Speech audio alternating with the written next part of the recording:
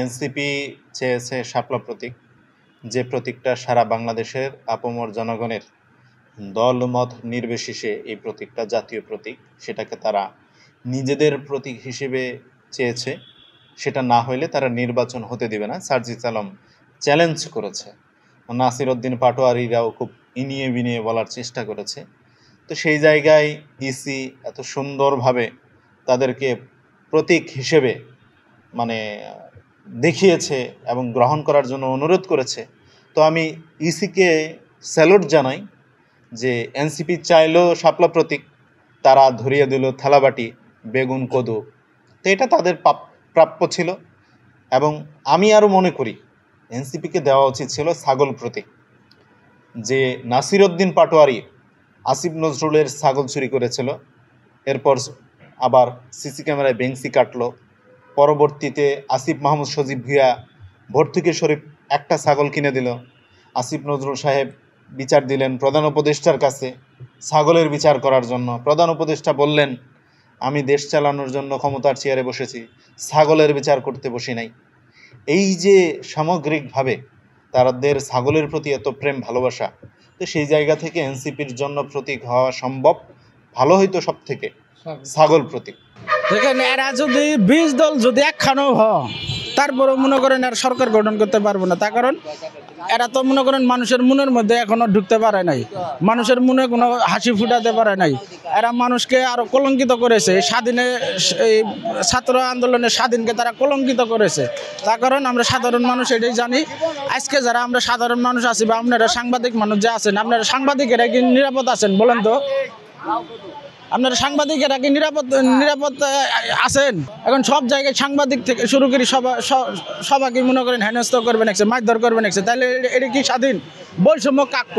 আজকে তো দেখতেছি এরা বৈষম্যর নামে এরা জাল্লাতি করেছে, এরা বৈষম্যর নামে আজকে দেশকে ধ্বংস করবে নাকছে, বৈষম্যর নামে আজকে সাধারণ মানুষের পেটে এরা লাথি মারবে নাকছে, বৈষম্যর নামে আজকে সাধারণ মানুষের কাম কাজ সব কিছু তারা কেড়ে নিতেছে। তাহলে এটাই কি স্বাধীন দেশ? আমরা এটা কি স্বাধীন পেলাম? এই দুইটা দল, গণ অধিকার পরিষদ এবং এনসিপি, এই দুইটা দলই যদি বিএনপিতে এসে নির্বাচন করে তারা এবং বিএনপির উপরের নেতাকর্মীগো সাথে যদি বৈশা পরামর্শ করে নির্বাচনে আসে, তাহলে আমি মনে করি এটা তাদের জন্য ভালো। গণ অধিকার পরিষদ এবং এনসিপি দুটোই একটা সিটও পাবে না বাংলাদেশে, একই থেকে মানে এক সিট নির্বাচনী এলাকা থেকে। তো এখন এদের এক হওয়া বিষয়টা হতে পারে বাংলাদেশের রাজনীতিতে যে কোনো সময়। ওই যে জামাত আর বিএনপি এক হতে পারে, আওয়ামী লীগ আর বিএনপি এক হতে পারে। অর্থাৎ যার যার স্বার্থকে যদি সে দেখে যে এইটা আমার করলে ভালো হয়, তখন তাদের নীতি নৈতিকতা বিসর্জন দিয়ে হলেও পরস্পর আমরা শয়তানের সাথে যেমন এক হয়ে যাচ্ছি।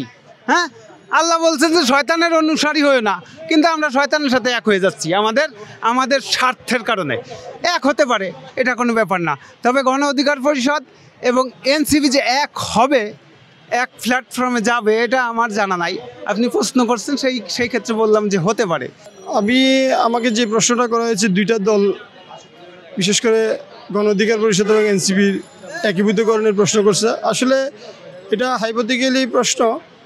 এটা সহজে কি হচ্ছে, আমরা যারা মাঠ পর্যায়ের নেতৃবৃন্দ, বিশেষ করে তৃণমূলের, আমি ঢাকা মহানগর দক্ষিণের সভাপতি হিসেবে যতটুকু জানি, এরা ঊর্ধ্বতন নেতৃবৃন্দরা কিছু বিষয় নিয়ে আলোচনা করেছে।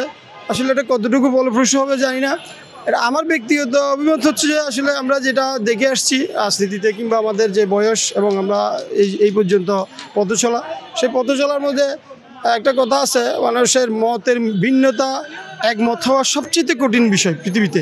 আর আপনি দুইটা পাহাড় হয়তো এক হয়ে গেছে, হয়তো কোনো সময় শুনতে পাবেন, দুইটা নদীর স্রোত মিলিত হয়ে গিয়ে পানি এক ধরনের এক কালারের ধারণ করতে পারে, শোনা যায়, শুনছি, বা এটা মানে মনস্তাত্ত্বিকভাবে মানুষ এটা নিয়ে কথা বলে। কিন্তু বাট দুইটা মত, দুইটা দল এক হবে, এগুলো খুব কঠিন বিষয়। কেননা এখানে একটা জটিল বিষয় আছে, এটা একটা মানুষের নেতৃত্বের যে বিষয়গুলো, সেখানের মাঝে কিছু একটা মিশন থাকে, রাজনৈতিক দর্শন থাকে। কেউ বামপন্থী রাজনীতি করে, ডানপন্থী রাজনীতি করে, কেউ মধ্যপন্থা রাজনীতি করে। এটা একটা রাষ্ট্রীয় চেতনার বিষয়। এটা শুধুমাত্র যে মানে একটা ব্যক্তিগত আরও মেয়ে বিয়ের জন্য প্রস্তাবনা করছে, বিয়ে দিবে এরকম বিষয় না। এটা হচ্ছে মানে এটা এটা আপনার 100 বছরের রাজনৈতিক দর্শন কী হবে সেটার উপর একটা রাজনীতির দলের একটা মিশন ভিশন থাকে। বাবা যতই মুরব্বী হোক না কেন, তার চেয়েও যদি তার সন্তান শিক্ষিত উচালাম বা যাই হোক না কেন, কিন্তু বাবার থেকে বড় হয় না। আর এনসিপি আর গণ অধিকার পরিষদ, এনসিপি হচ্ছে ছাত্র, আর গণ অধিকার পরিষদের ডাকসুর সাবেক বিপিনুর হক-নূর হচ্ছে একজন মাস্টার মাইন্ড, যে গণঅভ্যুত্থানের রাষ্ট্রনায়ক, যার নেতৃত্বে গণঅভ্যুত্থানে ফ্যাসিস্ট স্বৈরাচার শেখ হাসিনারে তাড়ানোর এবং এক কাপড়ে ওই সেই ভারতে দেওয়ার জন্য পরিকল্পনা করার জন্য মাস্টার মাইন্ড হিসেবে কাজ করছে যে ডাকসুর সাবেক বিপিনুর হক-নূর। এখন দেখেন গণ অধিকার পরিষদের বিপিনুর হক-নূরের উপরে হামলা হচ্ছে, মামলা হচ্ছে, অত্যাচার হচ্ছে। নুরুল হক-নূর কি বসে গেছে? না। তারপরে এটা জিনিস জানতে হবে, বাবা বাবাই, সন্তান কখনো বাবা হতে পারে না। আর এনসিপি যেটা বলছে ওটা একটা মিথ্যা গুজব আর কি। নূরের হাতে, বিপিনুরের হাতের সৈনিক হাসনাত আবদুল্লাহ, সার্জিস আলম, এরা এবং যে উপদেষ্টারা আছে তারাও কিন্তু বিপিনুরের ছাত্র। তো এটা আপনাদেরকে জানা উচিত। কিছু কিছু দুষ্কৃতী লোক আছে বিভিন্ন প্রোপাগান্ডা ছড়ায়।